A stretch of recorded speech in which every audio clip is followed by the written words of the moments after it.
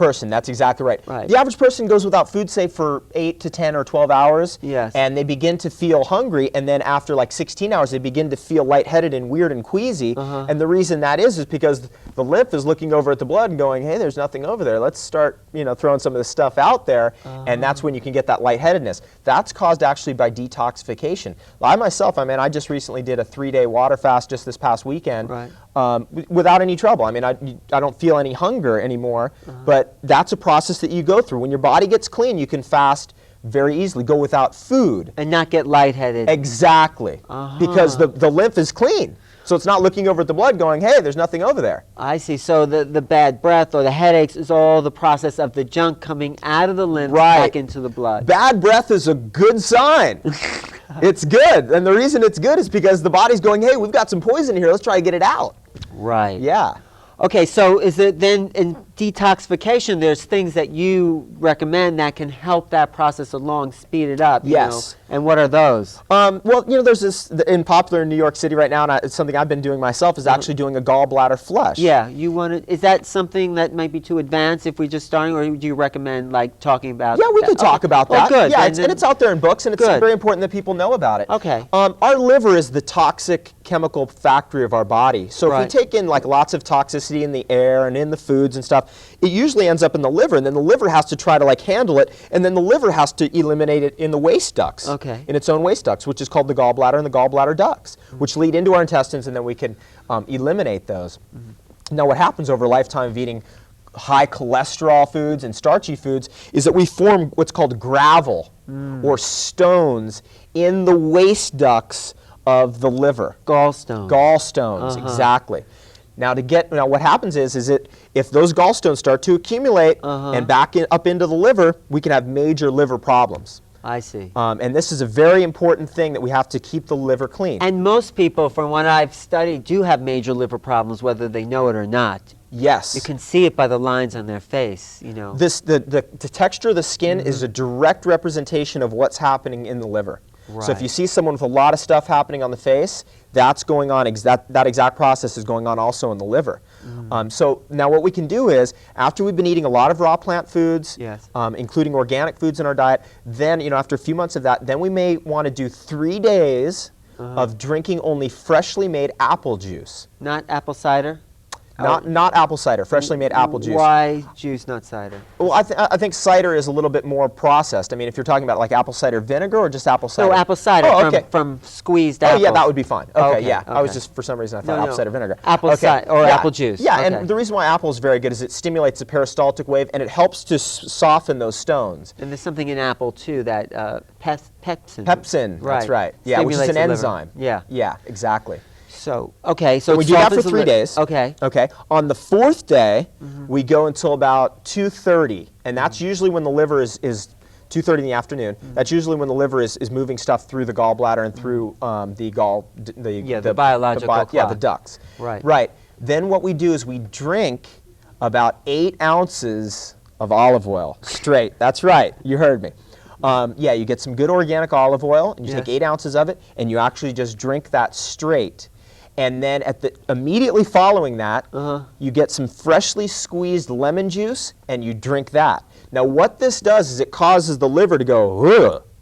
It doesn't know what to do with the olive oil. Right.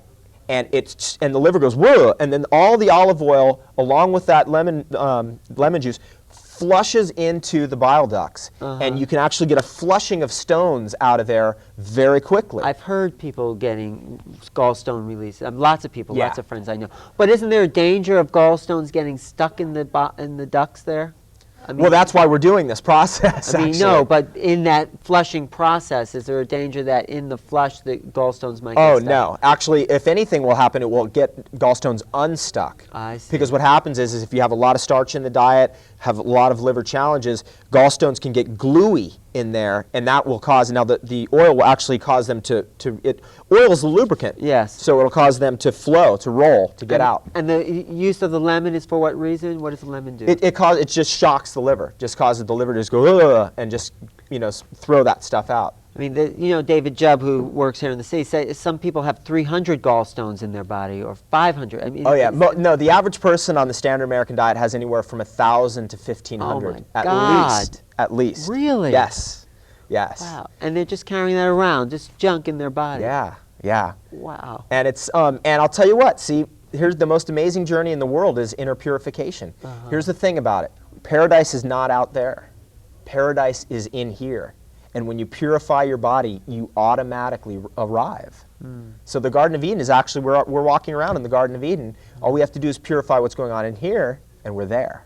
Great. Yeah. Great. So it's a fascinating thing. So yeah, as soon as, what'll happen then is in the stool, when you go to eliminate, you'll see some amazing things there. You'll see the stones. You'll see the stones, which range in size anywhere from a little pepper seed to the size of a nickel. Wow. Yeah. Wow. So how do you feel? What's your internal feeling?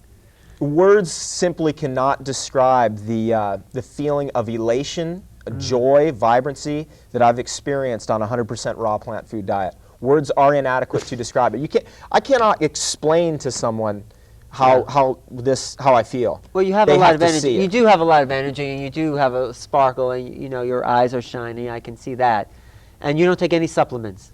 No, I don't particularly. Not my work. I generally recommend that people go, hey, you get a good grape. That's the ultimate supplement. So it took you how long to get to this way, or the average person? Because you probably were aware even before you started this, but maybe the average person, how long would it take them to get to this level of vitality? If they educate themselves with books, and that's what we do, then they can get there very quickly. I'd say it takes about 2.5 years. Right. It takes about 2.5 years. It's a process because you have to unwind yourself out of the old habits. Right. The old habits, they die hard. Right. But what happens is it's not like some incredibly strict discipline, because the body, as it becomes cleaner, you begin to lose the desire for stuff you thought you could never give up. Like coffee. If people drink coffee, they said they'll do everything except stop drinking coffee. Yeah. What happens with that? I mean, as they start to eat cleaner, how do they let go of something that's so addictive?